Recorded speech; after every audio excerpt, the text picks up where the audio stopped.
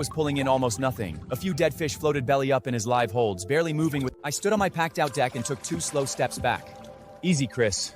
Don't track whatever disgusting crap is stuck to your boots into my sanitized live holds. Word around the docks was that he spent that entire night on his knees in the mud, howling until sunrise. He could not figure out how my hole was bigger than his, or why my fish were in way better condition. Well, damn near 3 million.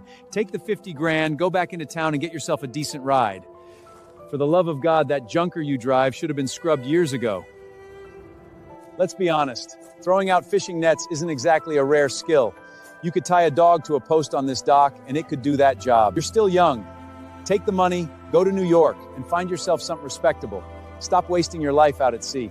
But hearing all that, I felt absolutely nothing. 3 years earlier, when Chris took over the fleet, he nearly ran the whole operation into the ground because he didn't understand offshore currents or live hold water conditions.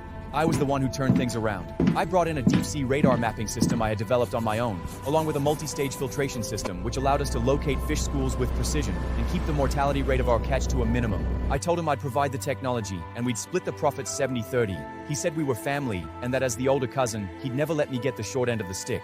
All right, Chris, I'll take the money. Fishing boats had been sitting there for years, rusted through, reeking of old engine oil. The hulls were so worn down that even the drifters in town kept their distance. I stood on the algae-covered pier, staring at what everyone else saw as scrap metal. Then I crouched down, ran my hand along the anti-rust coating below the waterline, and took a closer look. That's when an idea surfaced, one I couldn't ignore. Didn't he say anyone could do this job? Then I'd show him what real high-tech fishing actually looks like. I turned around and walked straight toward the Port Authority office building. Good morning, Director Barnes. How are you today? I said. Oh, it's Leo. White-bearded director pushed up his glasses. Good heavens. Shouldn't you be out at sea with Chris's fleet by now? What are you doing here? I'd like to ask if those old, rusty fishing boats at Pier 9 are available for rent now? Good grief, those piles of junk should have been scrapped long ago. Their engines are falling apart. What do you want to rent that stuff for? Not even the town drunks would take them for free. Director, how much is the annual rent? I'll be honest with you. If you're dead set on renting them, it's $1,000 a year, just a nominal fee. But I'll warn you first. If there's an accident, or you lose everything, the Port Authority will not clean up your mess. I quickly did the math in my head. $50,000 was enough to rent these boats for 5 years, with money left over for initial live well purification equipment and the latest sonar chip supplies. I'll rent these boats for 5 years. Director, let's sign the contract right now. Leo, don't be foolish. Chris just made a fortune. You don't have to mess around with this. Please bring the contract.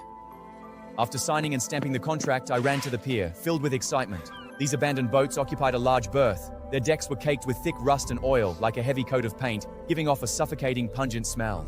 When the townspeople heard I'd rented these rundown old boats, they all came to watch and gossip. Has Leo lost his mind? A pile of scrap metal, and he actually plans to go fishing with this stuff? I think he's completely obsessed. Chris just gave him a $50,000 bonus, and instead of saving for marriage, he's blowing it all on junk. What an idiot. Even Chris drove over in his Rolls Royce, looking utterly smug. He rolled down the window and laughed hysterically. Hey, Leo. Buddy, if you don't know how to spend that 50 grand, I'll take you to the clubs in Boston for a good time. Why hang to a pile of junk and make yourself look like a down-and-out bum? I ignored him. I put on oil-stained overalls, waded into waist-deep water in the cabin, and cleaned out rotting debris. A stench hit me, but I didn't back down because I knew exactly what I was doing. That night, after all the onlookers had left, I opened the black waterproof case I'd brought back from the tech company that day. Inside were detection modules and high-pressure oxygen supply components, custom equipment I'd spent countless days and nights secretly programming and modifying. This system was designed specifically to retrofit the live well tanks of old fishing boats.